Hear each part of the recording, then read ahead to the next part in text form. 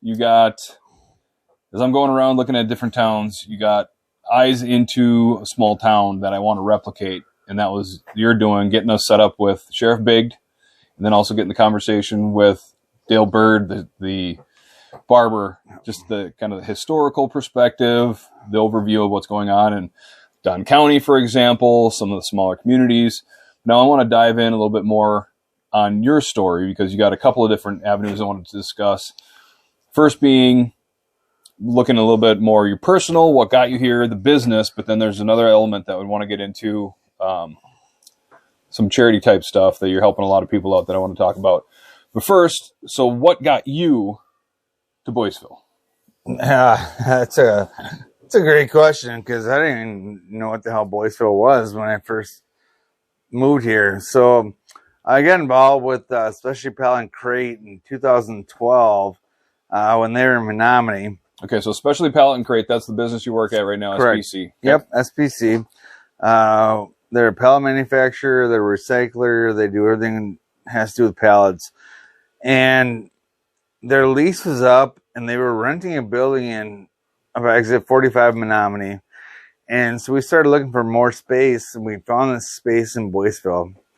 And this is the space we found in Boyceville, and it was a third of the cost we could find in Menominee. And we didn't think it would be that big of a deal to move from Menominee to Boyceville because it's only 15 minutes. We didn't think our employees would be that big of a deal. It was a big deal. You know, since we moved here in 2014, and we have one employee that's still with us since our original move day, besides me and Kyle, the owners. So for the most part, you completely turned over your stuff. Oh, 100%. And when not only completely turned over, but probably turned over like 3 or 4 times. That was the big issue is we moved to this small town, and where is your employee force going to come from? Right. Who wants to work and do all those things? And I mean, I loved Boyceville, and we moved here. I was living in Minneapolis, and before you go into that, I want to point out something that's kind of interesting because everybody talks jobs, and you're coming to a small town which would provide a lot of jobs, and it's actually a problem. So that's kind of an interesting we'll explore. But then, just real quick, just to come a perspective, so like pallets, people don't think about pallets as anything more than just like a home decor trend or trash, but it's a significant expense with businesses. Oh, yeah. And all you're doing pallet reclamation, you have big clients.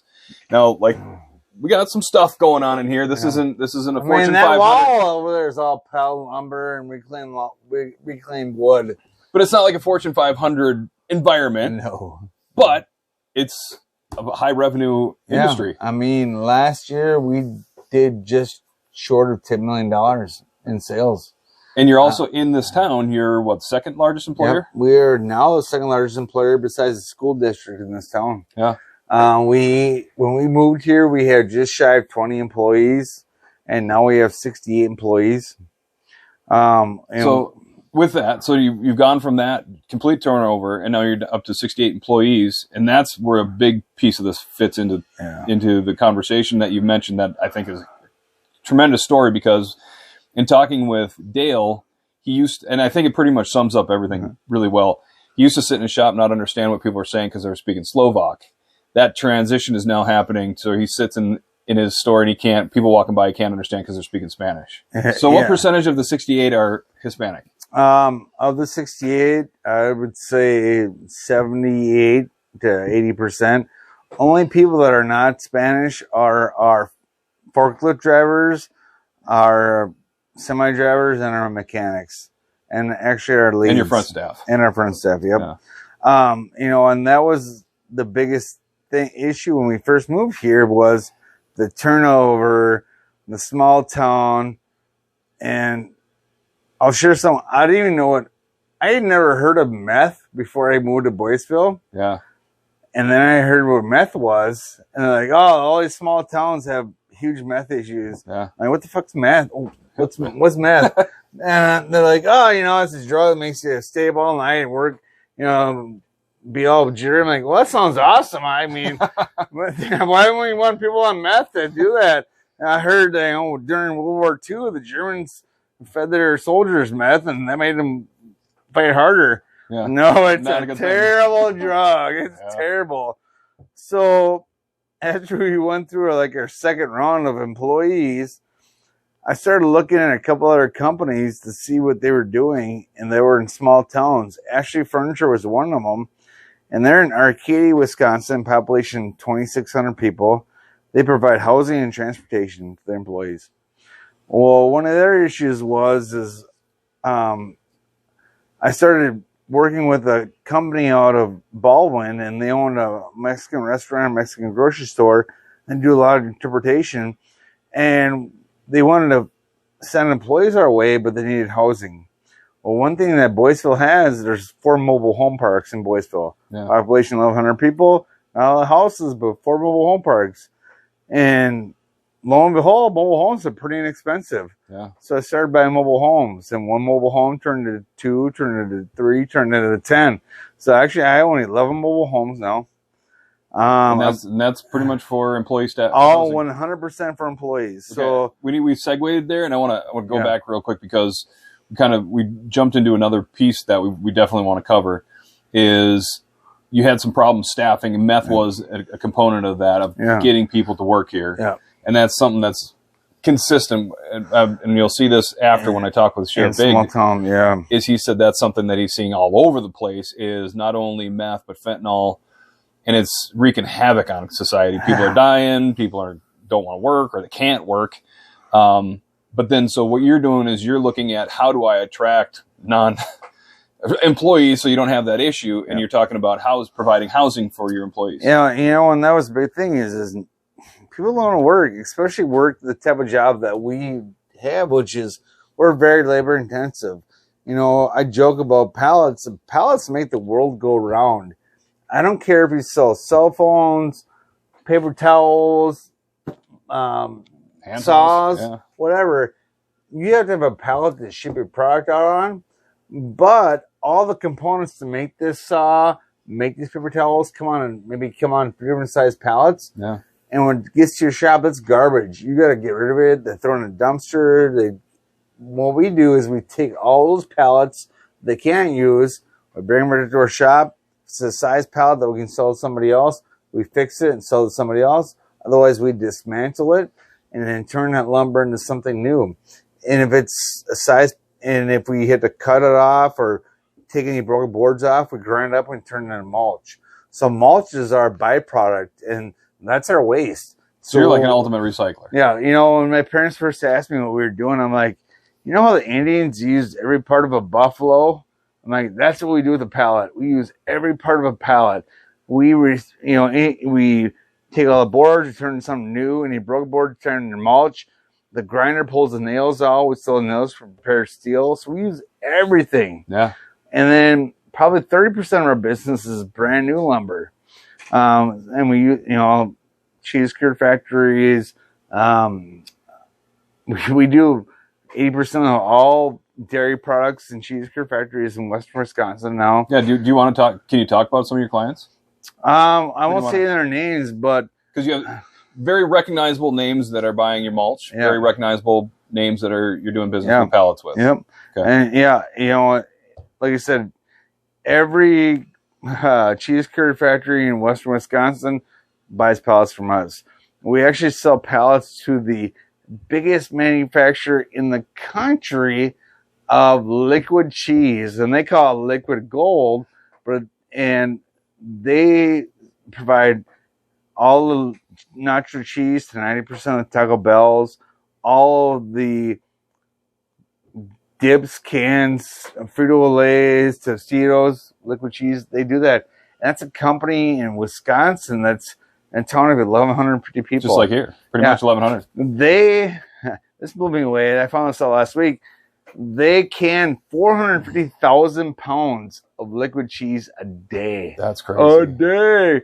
Crazy. Anyways, but yeah, pallets make the world go around. And it is the only thing that every manufacturer has in common.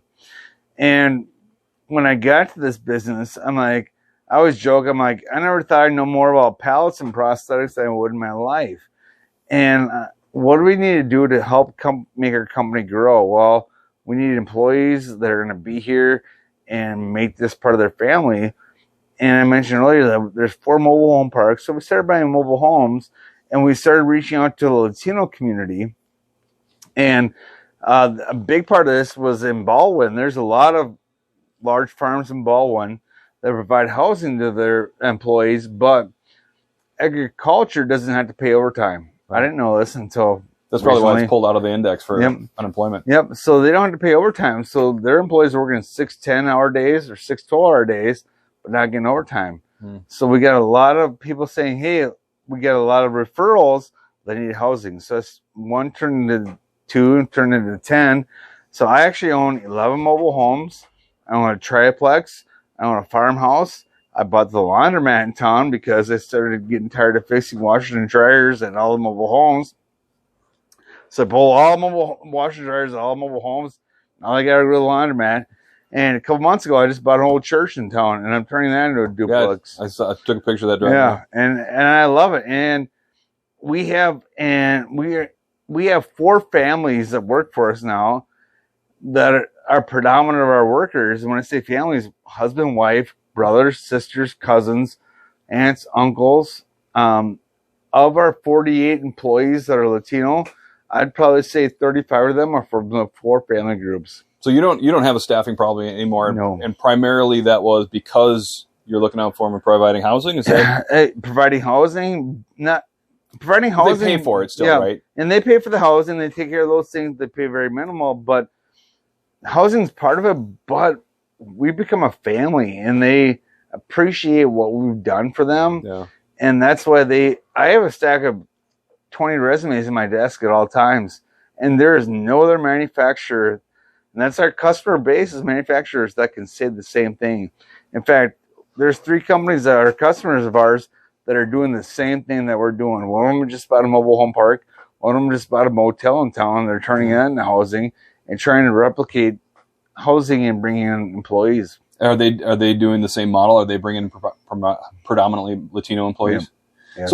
So that's an important piece of this. So one, it's changing the model. It's almost going back in time to like the company store concept. Yeah. But like if you work for somebody, they're gonna provide more benefits, make housing available, not necessarily cover it. But then with that, so like a town like this, and what Dale talked about was that transition into Hispanic. How is the community receiving that? That was one of my worries, was how the community receive it. And they have open arms. They love us.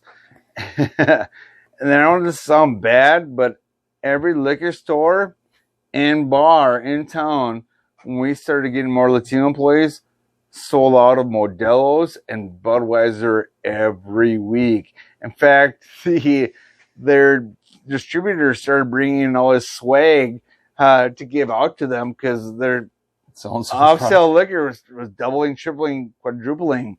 And going back to Dale, I asked Dale, I'm like, hey, are any of our employees coming in to get haircuts? He goes, well, I know I have at least 8, maybe 10 employees of yours that come in. He goes, actually, it might be like 14 or 15, but I just can't tell them all apart. He goes, but I get at least a dozen of your employees that come in here and get their hair cut. They contribute to the community. They come to all the community functions.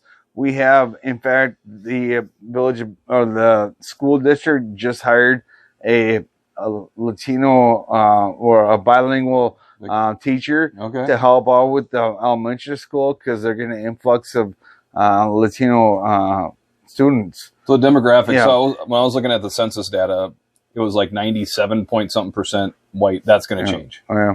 It's going to change. That's 2010, I think, is when that was. Yeah, so that's already changed. Yeah, 100%. And the community has just welcomed us with open arms because we're taking the people that live here take care of their houses, and they can look nice, and they give back to the community. And they know that we moved into the second largest business in this town, and we give a lot of back to this community, and we are trying to help it grow. Yeah, that's awesome. Yeah. So I want to segue into something else now, more on the personal level. Yeah. because I think the story of what we've been doing, looking at Boyceville, small town, that transition, that got evolution going from like here specifically, as Dale put it, Slovak to Latino, but you lost your leg. Yep.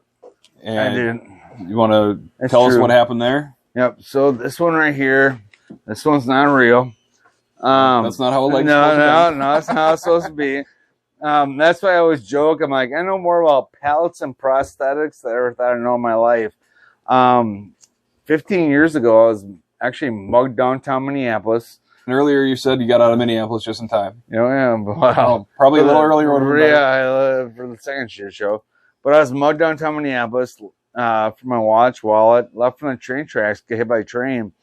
I spent 2.5 months in the hospital. And so the train cut your leg off. Cut my leg off, yep.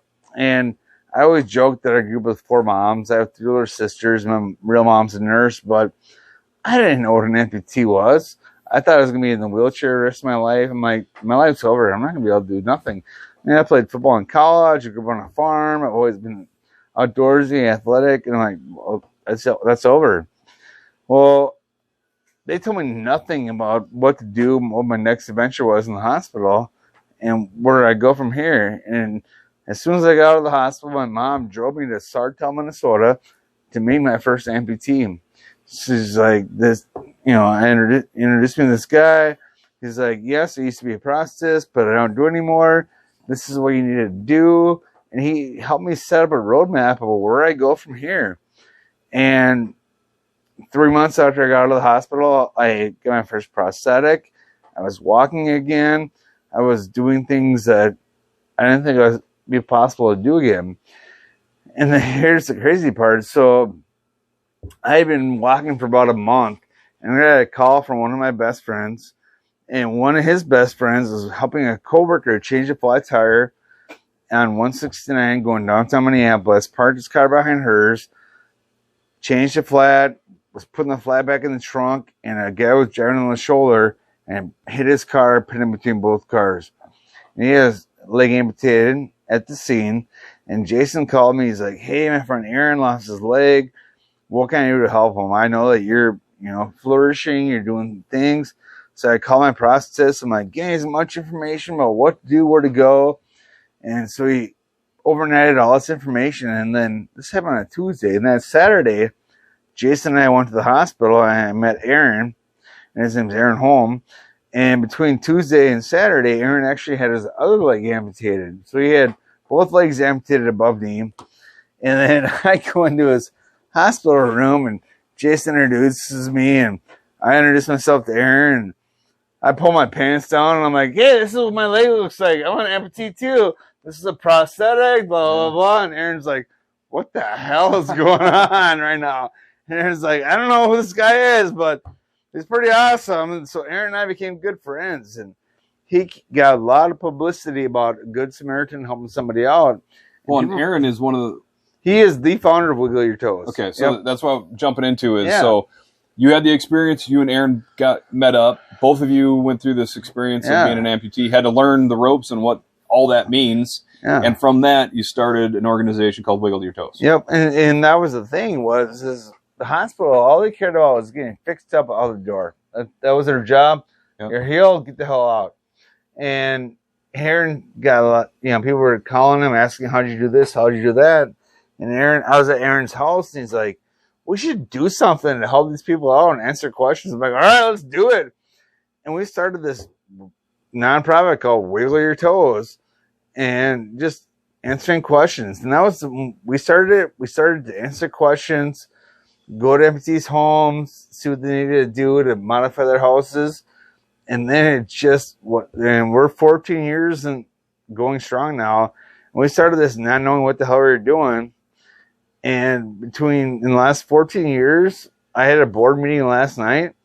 We have helped over 600 amputees get prosthetics, get funding, help out with insurance, meet counselors, just help them with their transition into their new life. Yeah. Here's the crazy thing is, it's not even the end of the first quarter in 2023, and we have spent $126,000 prosthetics for kids Wow. and people wanting to flourish and do activities and just grow and do those things. And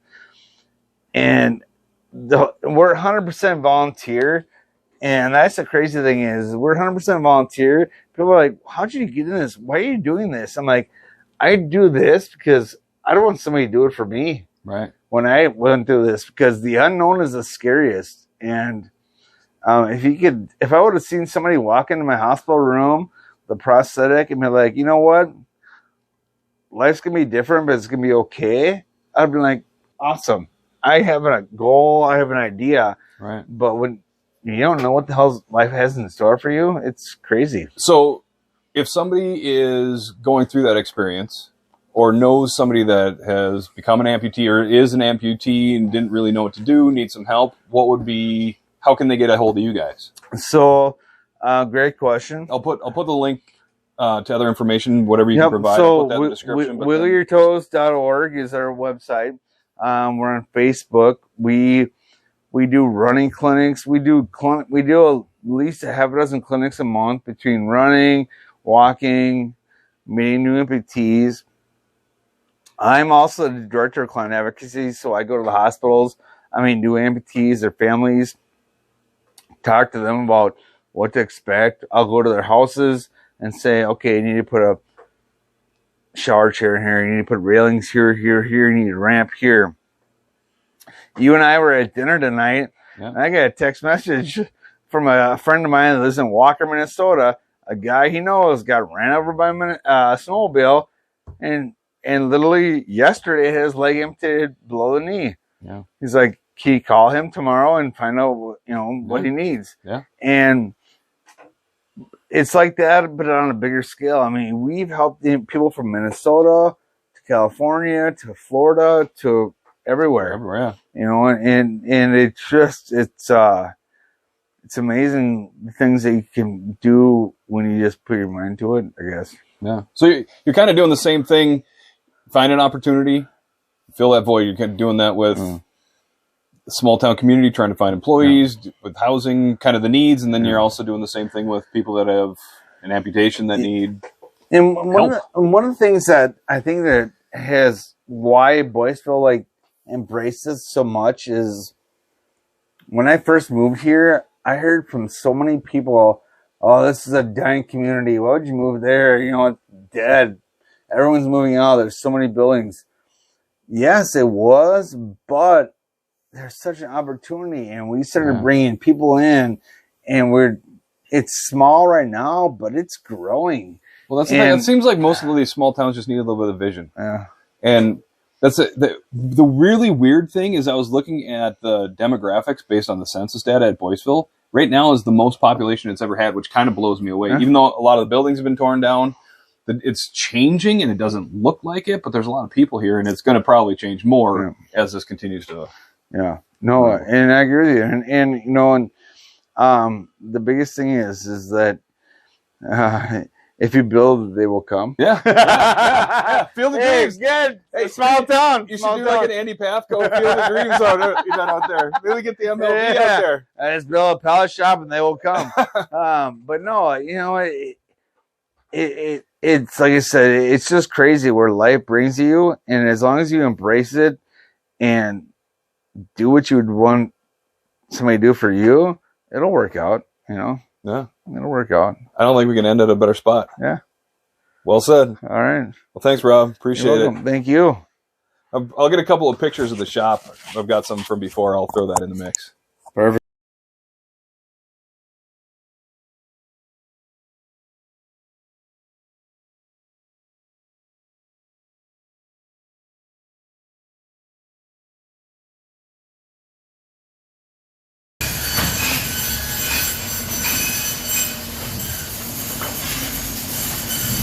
All right, so while Robbie's unloading that, we're gonna get a chance to talk to Brad here real quick. So Brad's been bringing in pallets to Robbie since the 80s prior to Robbie. So what's your perspective on what's been going on here and Rob as an add to Boyceville? Well, he's quite the improvement.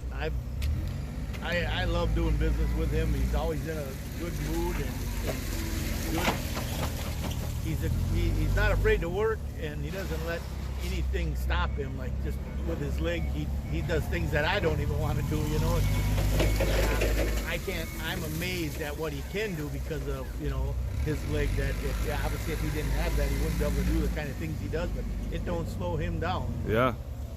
So what about also with the perspective of the community, since the business is bringing in a whole different dynamic, a lot of employee change, something that this community probably hasn't been used to with a lot of people coming from Mexico or Mexican background.